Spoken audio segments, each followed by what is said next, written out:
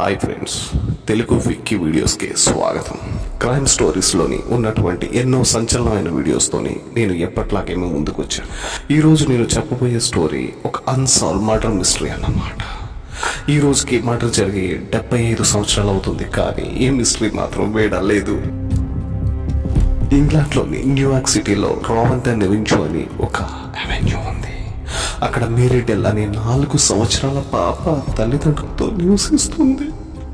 1946 సంవత్సరం సెప్టెంబర్ 21న శనివారం రోజు నార్మడెల్ తండ్రి మధ్యాహ్నం 2 గంటలకి తాను ట్రైనింగ్ ఇస్తున్న రగ్బీ టీం మ్యాచ్ చూడడానికి వెళ్ళాడు. ప్రతి సంవత్సరం నార్మడెల్ క్లాసులకు వెళ్ళేది, తిరిగి వచ్చేది. ఆ రోజు తన ఇంట్లోనే ఉంటే తను బహుశా బతికుండేదేమో అని ఆ తల్లి ఎప్పటికీ బాధపడుతూనే ఉంది.